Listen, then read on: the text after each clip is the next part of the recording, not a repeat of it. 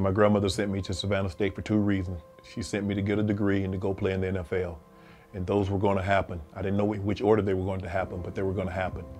And from the time I was 12 years old and I told her I was going to move her out of that house that leaked and didn't have any central heating and cooling, didn't have air conditioning, didn't have paneling. We had cement floors and cinder block walls. The time I told my mom I was going to buy a Mercedes, those were the things that drove me. The draft was 12 rounds when I came out in 1990. And I remember thinking, I had projections that I was going to go somewhere between round 1 and 3. And considering I hadn't talked to a whole lot of people, I really thought that round 1 was off the table. But I thought I was good enough to be a second or third round draft pick. And when that didn't happen, I just remember going to bed that night, that Sunday night. I was up in South Carolina with my brother.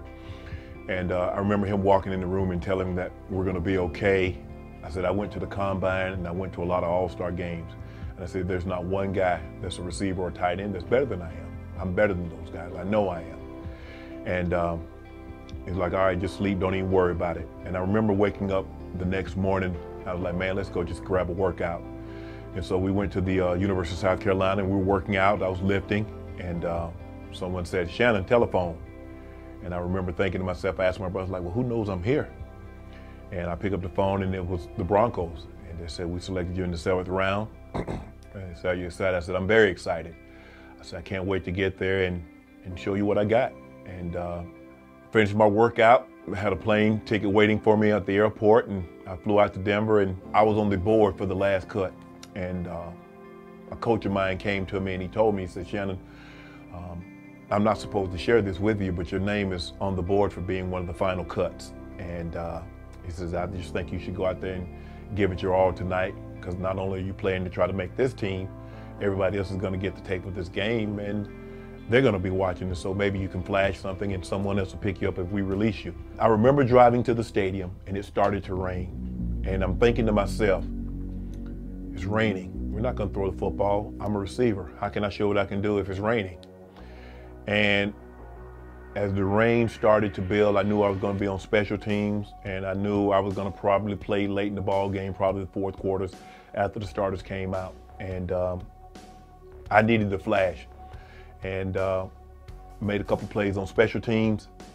I got in the ball game on offense, and I was cutting everything. Every DB that got close to me, I cut him.